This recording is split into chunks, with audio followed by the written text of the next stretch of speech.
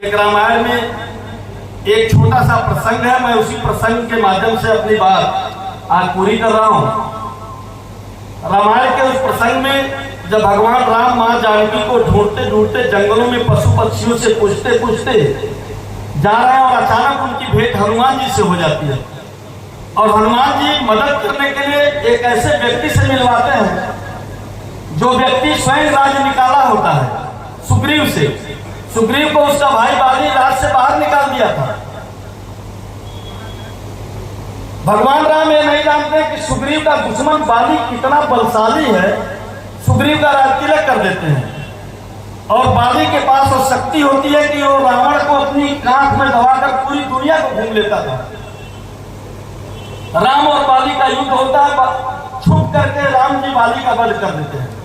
बाली जब गिर जाता है तो राम जी से अपने मारने का कारण पूछता है और प्रश्न उत्तर में राम जी निरुत्तर हो जाते हैं और राम जी कहते हैं कि मैं तुमको फिर से जिंदा कर दूंगा। बाली हाथ जोड़कर कहता है, प्रभु किसी किसी को तो परमात्मा के सामने इस प्रकार की मौत मिलती है जिनको मोक्ष प्राप्ति होती है, मुझे अब जिंदा नहीं होना है। बाली के पैर के पास उसकी पत्नी रो रही, दोनों तरफ की सेनाएं खड़ी हैं। इस दृश्य को देख करके बाली केवल आखिरी बार राम जी से कहता, प्रभु मेरी एक ही कामना है जो हर अभिभावक की, हर पिता की होती है। मेरे न रहने के बाद मेरे पुत्र अंगद का के अभिभावक का बाप बन जाइए।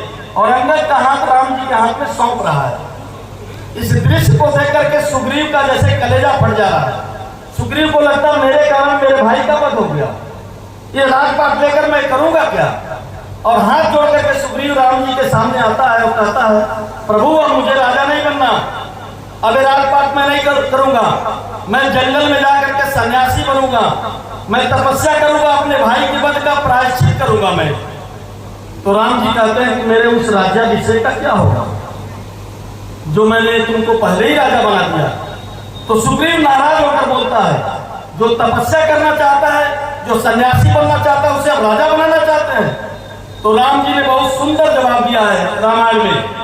राम जी ने कहा, सन्यासी से अच्छा राजा और कौन हो सकता है, जिसका अपना कुछ नहीं, सब कुछ देश और समाज के लिए करता है। और ये सुखद संयोग है कि देश में नरेंद्र मोदी और उत्तर प्रदेश में योगी आदित्यनाथ जैसा सन्यासी राजा हम सबको मिला है, जिनका अपना कुछ नहीं है, सब कुछ देश और समाज के लिए कर रहे हैं, जो अपने और पराये में भेद नहीं करते हैं। और यही निवेदन करते हुए कि सबको भूल जाइएगा लेकिन योगी और मोदी को कभी मत भूलिएगा।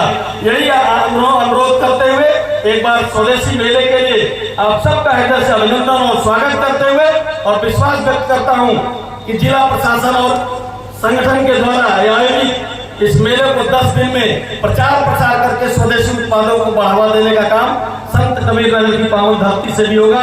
यही उम्मीद करते हुए, विश्वास व्यक्त करते हुए अपनी बातों को पूरा करता हूं। बहुत बहुत धन्यवाद। जय श्री राम।